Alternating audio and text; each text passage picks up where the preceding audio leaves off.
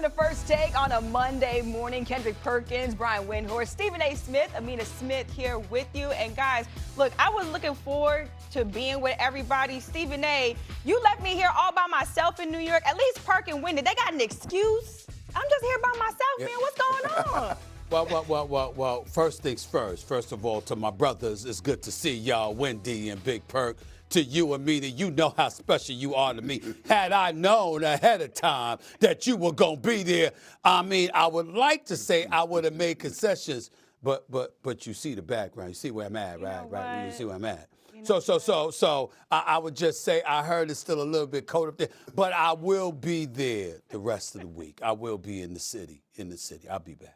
Look, we can't get you away from Miami if we tried, Stephen A. I don't blame you because the weather down there is absolutely beautiful. All right, Lyle, let's jump right into it.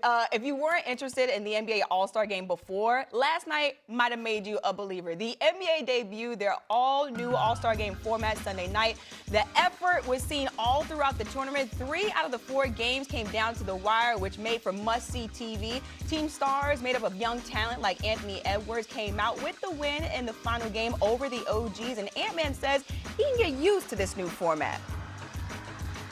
I know they ain't gonna really like taking what I'm saying, but I like this format. I think it makes us compete because it's only 12 minutes, and the 3 different teams, you separate the guys, and I think it was really good. All right, so Anthony Edwards said it right there. He loves it. A lot of criticism about the All-Star Game going into All-Star Weekend. Perk, I'll start with you. Did the NBA fix the All-Star Game? You damn right they did. And look, it's part of it is what we think, but the long as the fans accept it, we're in 2026. This is about the fans. And as soon as the All-Star Game was over, I went and looked on social media because I wanted to get their reactions. And no one had a damn thing to say about it because guys were competing. That was the biggest knock over the last few seasons, or several years, should I say, was guys not competing at a high level. Last night, we saw that. Yesterday, guys were playing defense, guys were running the floor, guys were competing, guys wanted to win, and it started with Victor Wembanyama setting the damn tone, Anthony Edwards following suit, and when you could get an All-Star game where Kawhi Leonard is competing and playing at his highest level, you know you're doing something. Stephen A., I see you agreeing right there. Go ahead, Stephen A. No, I am. I'm going to let Wendy go first. I'm going to let Wendy go first. I'm a captain. Go ahead, Wendy. Yeah,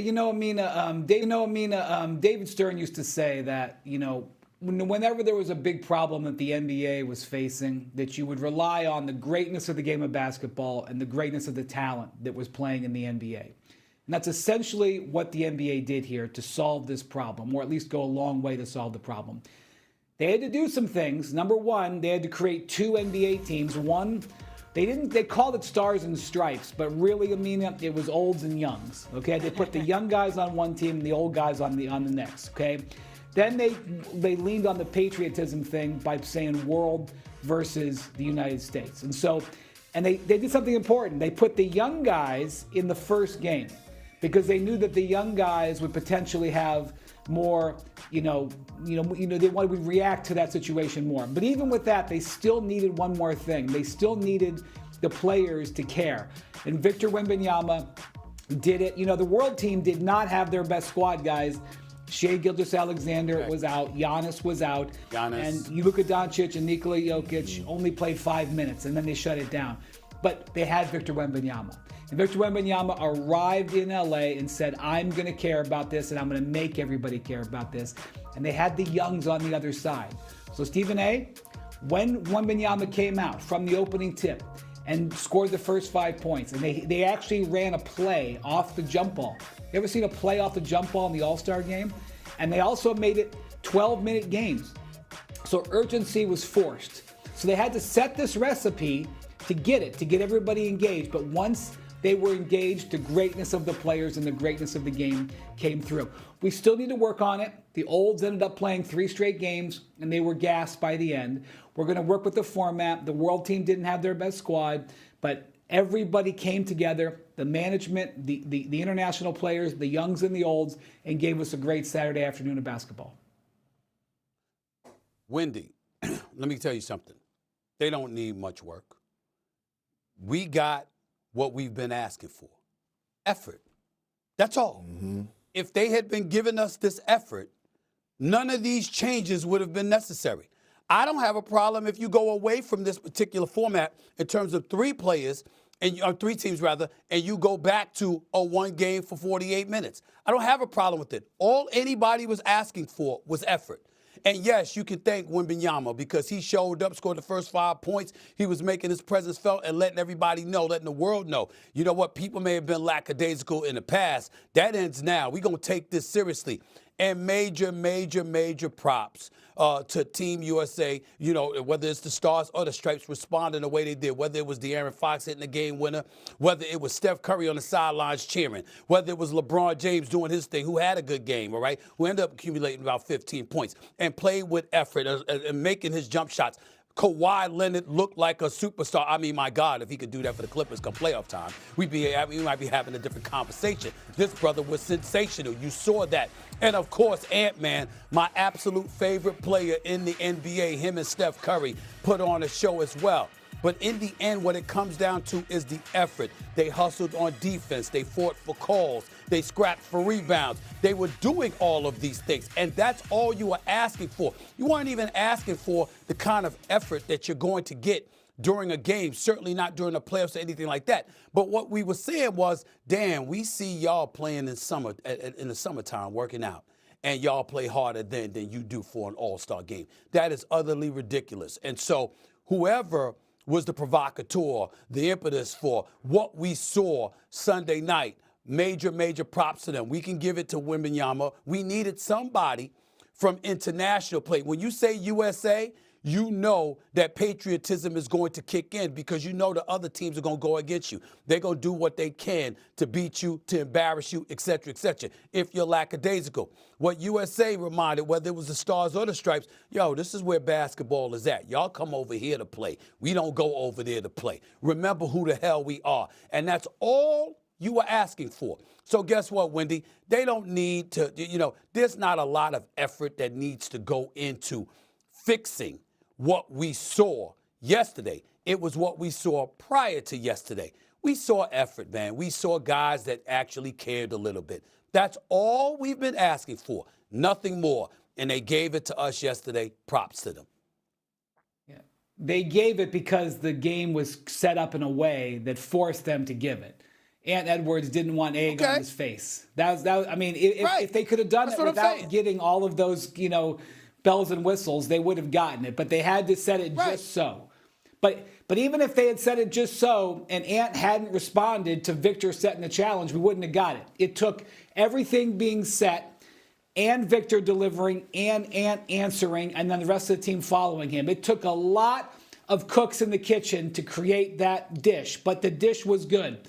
I wish I could just rely on them to give the effort because it's the right thing to do. But Stephen A., we've seen that doesn't work. They had to do all these elements to get him to care.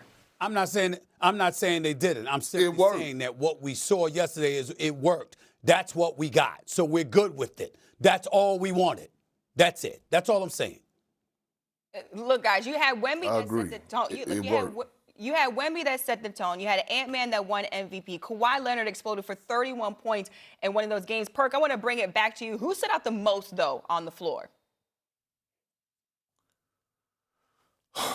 Look, Wemby was great. I got to give him his flowers for setting the tone, but Anthony Edwards responding got me thinking a little bit. That's who stood out. He got me thinking bigger picture. Not only the same response he gave last night to Wemby, I need him to give that response this last part of the season and in the postseason in the Western Conference. Here's why I say that. The Western Conference is wide open right now. With the injuries to OKC that they're dealing with, J-Dub is out again because of his hamstring, SGA with the abdominal strain, the kid A.J. Mitchell, he's out right now. And then the injuries that you have to the Denver Nuggets, I'm looking at Anthony Edwards and I'm saying the time is now. You have the core group that went with you last year to the conference finals. Julius Randle is playing with a chip on his shoulder because he felt like he should have been an all-star. Rudy Gobert is still in the defensive player of the year conversation. Mike Conley just got back. Jay McDaniels, we know what he could bring to the table when he's at his top. Could be one of the best two-way players in the game. So I'm looking at Ant-Man and I'm saying the same response that you gave to Wemby, I need you to keep that same energy when it comes to the like of SGA. And so when I think about this league and I think about guys and being competitive, I want Anthony Edwards to be jealous.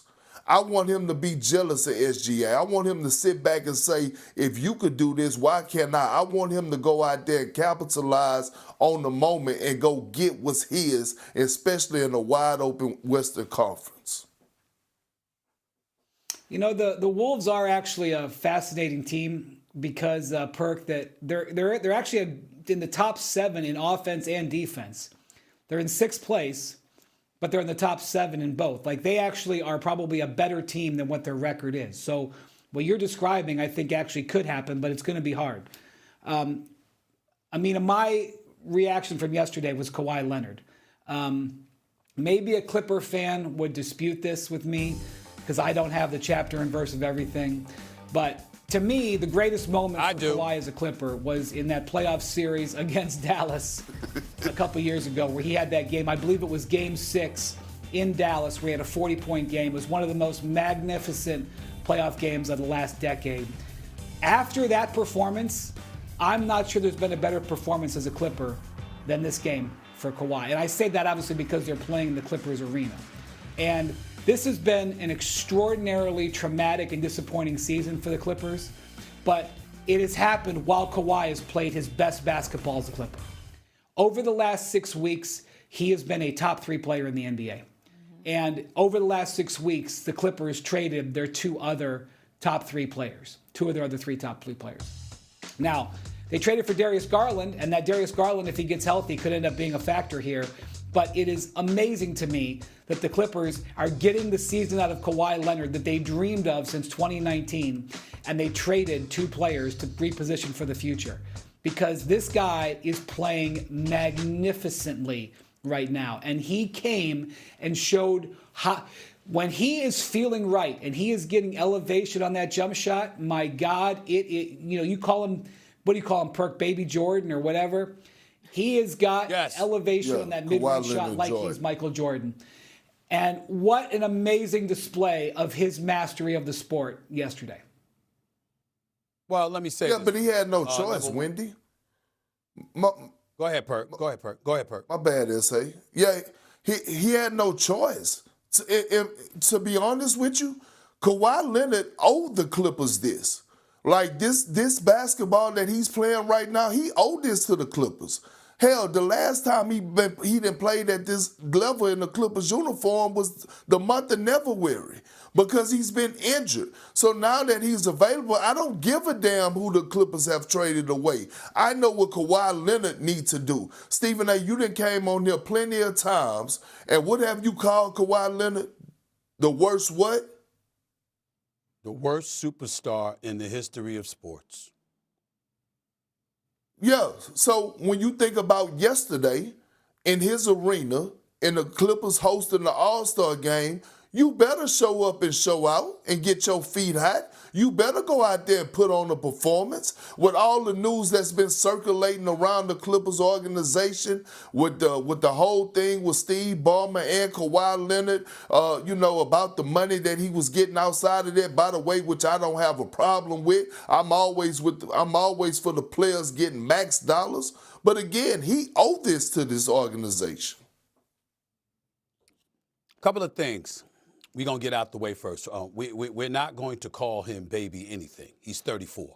He's been in the league 14 years, Wendy. He ain't calling him that. He ain't getting that. You want Baby Jordan? It's an Ant-Man. It's Ant-Man, okay? It's Ant-Man. Let's be very, very clear about who the Baby Jordan is, who looks like him, who plays like that, his level of elevation, and oh, my God, and then the three-point shooting. Ant-Man is just special. This brother is he is box office personified, and I just love his game. I love everything that he brings to the table. And then I'm thinking about Wembanyama.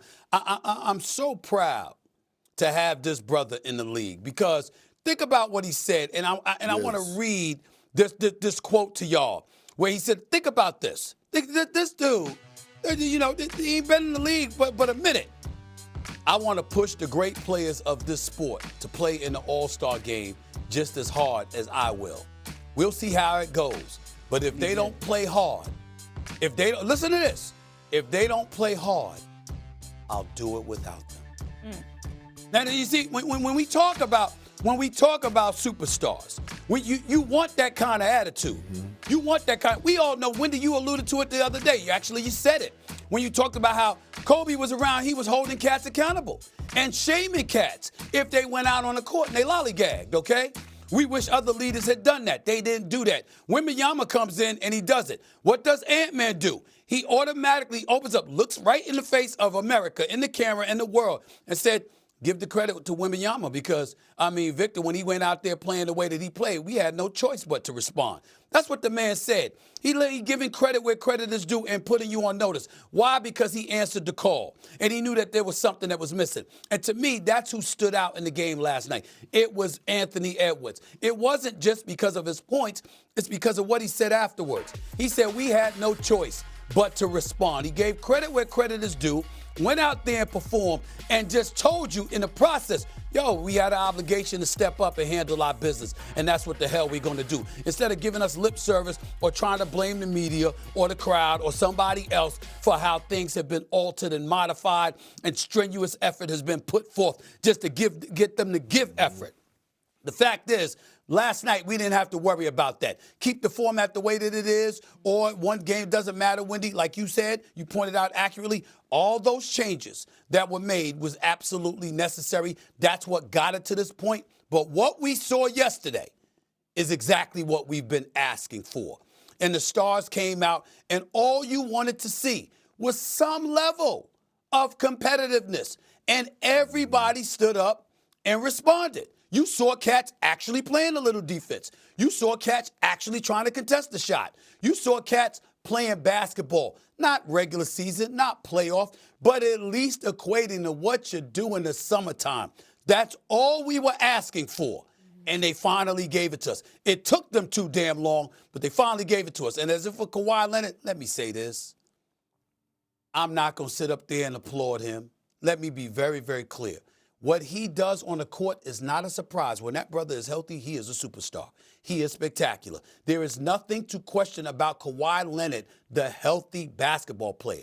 You question two things, his health and his willingness to be responsible enough to market the product that he actually represents. The Clippers been playing him for years. Like Perk said, you damn right he needed to show up on the court yesterday. Damn right. It was nice to see him reacting to the crowd and celebrating his own greatness. Everybody's been doing it for years. We've just been asking to see more of it when it really, really counts. And oh, by the way, y'all are sitting up there raving about him like Kawhi, Kawhi, Kawhi. You know where I'm going. The playoffs in April. It's April. Am I going to see him then? Because, see, I don't want to see this now. And then April come, and your ass is nowhere to be found. Exactly. That's why I'm telling you to stop raving. We know what he could do as a basketball player. Ain't nobody ever questioned his greatness. We've questioned his interest in terms of what are you willing to do to make sure you're ready when it counts, damn it. You owe the Clippers. You owe the NBA, considering how much you got paid and how much this brother has been absent. I will repeat it for the last time. This brother can give notes on time off, getting paid. He need to do a master class on that, because I've never seen anybody that does it better. This brother get paid for not being at work. It's something special to behold. But he showed up to work yesterday. Give him credit where it's due. He was one of the stars that shined. He deserves all the credit in the world. But there's a regular season to finish, and there's a playoff to show up for. and I will be watching.